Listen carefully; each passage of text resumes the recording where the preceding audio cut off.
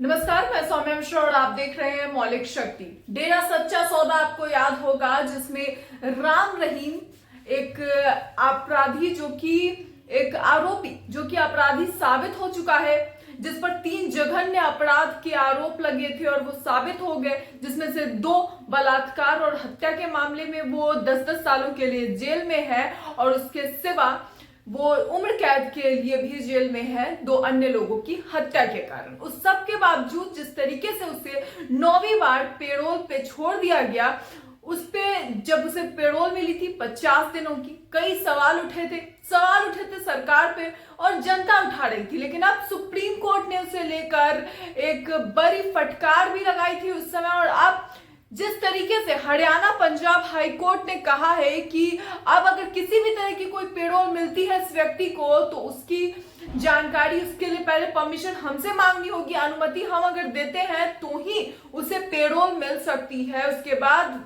खट्टर सरकार अब ये सोच रही है कि 2024 के चुनाव में कौन करेगा बीजेपी का प्रचार।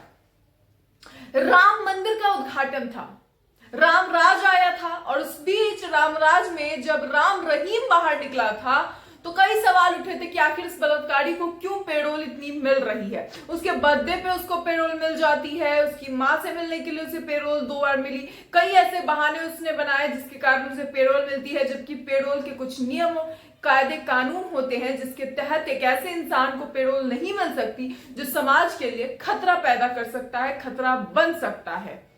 और राम रहीम उन्हीं लोगों में से है। एक बलात्कार के आरोपी को, एक हत्या के आरोपी को जिसे उम्र कैद की सजा हो, वैसे व्यक्ति को कभी भी पेरोल नहीं मिल सकती, लेकिन वो पेरोल पे बाहर है। और अब 10 मार्च तक उसे वापस से जेल जाने के लिए, जेल में शाम 5 बजे 10 मार्च शाम 5 बजे तक जेल में उपस्थित होने की बात कही गई है कि 10 मार्च शाम 5 बजे तक वो जेल में होना चाहिए। साफ तौर पे पंजाब हरियाणा हाई कोर्ट ने ये फैसला सुनाया है।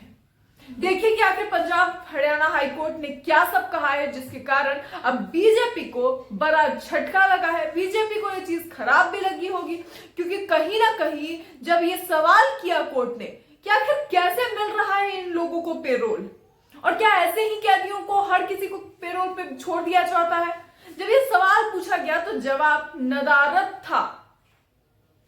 जी हाँ, देखिए कि आखिर खबर में क्या लिखा गया है। हिंदुस्तान की खबर है जहां पर लिखा गया है कि high court strict on Ram Rahim, court ने सरकार को लगाई फटकार, बार बार पेरोल देने को लेकर सुनाया। लेकिन आखिर क्या सुनाया है, जरा वो भी सुनिए कि इसमें क्या लिखा गया है। खबर दैनिक भास्कर की है जहां पर लिखा गया है, डेरा सच्चा सौदा मुखी गुरमीत सिंह रहीम की पेरोल के खिलाफ शिरोमणि गुरुद्वारा प्रबंधक कमेटी की याचिका पर बुधवार को पंजाब एवं हरियाणा हाईकोर्ट ने हरियाणा सरकार को फटकार लगाते हुए कहा कि वह इस मामले में जवाब देने से क्यों बच रही है। और सही बात है, जवाब देना चाहिए। जब आप पेरोल पे उन्हें छोड़ रहे हैं तो क्या सोचकर छोड़ रहे हैं, क्या कारण है, कुछ जवाबदेही तो बनती होगी। वो जवाबदेही क्यों नहीं ले रही है सरकार? जब हरियाणा सरकार ऐसे संगीन अपराधी को छोड़ सकती है पेरोल पर, तो फिर इसकी जिम्मेदारी कौन लेगा, इस पे जवाब कौन देगा? सीधी बात है। आगे देखिए इसमें क्या लिखा गया है। कार्यवाही चीफ जस्टिस ऋतु बाहरी के बेंच ने हरियाणा सरकार से पूछा कि जिस तरह समय समय पर डेरा मुखी को पेरोल का लाभ दिया जा रहा है, उसी तरह दूसरे कैदियों को भी ये लाभ दिया जा रहा होगा, दिया जा रहा है या नहीं, ये सवाल है। डेरा मुखी पर सरकार जरूरत से ज्यादा मेहरबान तो नहीं है। ये बात देखिए, जो खंडपीठ इस पर सवाल कर रही है, क्या कर रही है कि क्या सरकार इस डेरा मुखी पर ज्यादा ही मेहरबान तो नहीं है। सीधी बात है, सीधा सवाल है, और उस सीधे सवाल का कुछ भी जवाब नहीं है यहां पर इनके पास। इसमें यह भी पूछा गया है कि ऐसे में बताया जा रहा है कि समय समय पर किन कैदियों को लगातार हाईकोर्ट में हरियाणा सरकार से इन सवालों के जवाब मांगे हैं। मामले पर अगली सुनवाई 13 फरवरी को होगी, यानी अगली सुनवाई 13 फरवरी को है।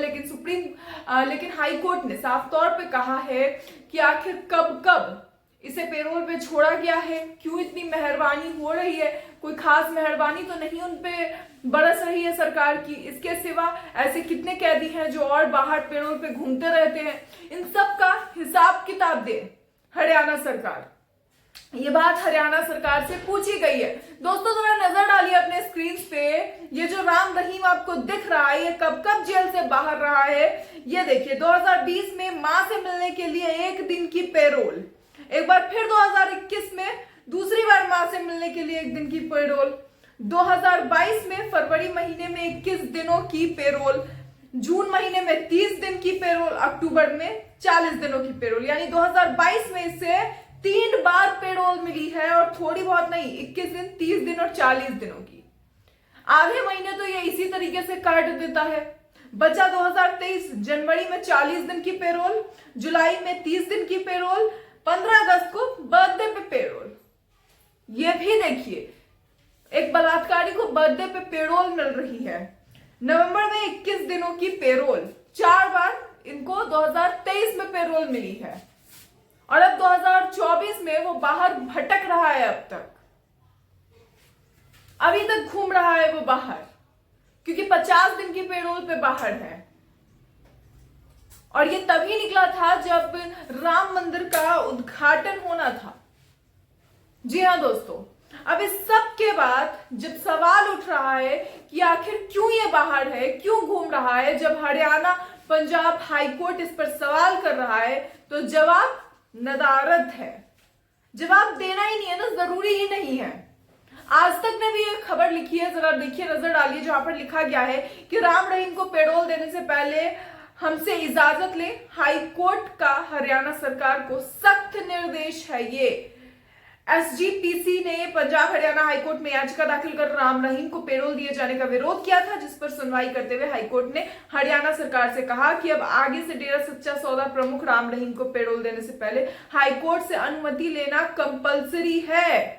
हाल ही में 50 दिनों की पेरोल मिली है, इससे पहले नवंबर 2023 में मिली थी। इस सब का हिसाब जो है अब हाईकोर्ट ने मांगा है और हिसाब किताब देने में हरियाणा सरकार की हालत पस्त हो रही है।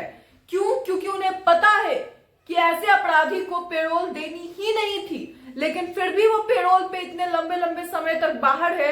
तो अब जवाबदेही कैसे ले? जवाबदेही लेंगे तो गलती मान ली जाएगी, और गलती मान ली जाएगी ऐसा बीजेपी कर नहीं सकती है। हरियाणा में बीजेपी की सरकार है, लेकिन कुछ भी बीजेपी के कंट्रोल में नहीं लग रहा, या फिर कह लीजिए वहां की सरकार के कंट्रोल में नहीं होगा। और नहीं तो फिर खट्टर सरकार को तो लगता है कि अब हर चीज हमारे हाथ में नहीं है। उन्होंने नूह हिंसा के दौरान भी कहा था कि अब ये हमारे कंट्रोल में नहीं है। तो वैसे ही राम रहीम भी हो सकता है उनके कंट्रोल में ना हो। मेहरबानी बरसती हर सरकार में है। मैं ये नहीं कहती कि किसी एक सरकार में बरसती है, हर सरकार में मेहरबानियां बरसती है, किसी ना किसी पे बरसती है। लेकिन बीजेपी में बलात्कारियों पे जिस तरीके से मेहरबानी बरस रही है, वो बिल्किस बानो के बलात्कारी हो, आरोपी हो, या फिर राम रहीम जैसा बलात्कारी, जिस तरीके से इन पे मेहरबानियां बरस रही है, ऐसे में सुप्रीम कोर्ट का सवाल और अब हाई कोर्ट के सवाल ये एक बड़ा अनुमान खड़ा करते हैं कि क्या बीजेपी की मेहरबानी का ही नतीजा है कि इस तरीके से समाज में हमारे जो है वो बेटियां 12-12 तोला पहनकर चलेंगी सोना रात के 12 बजे।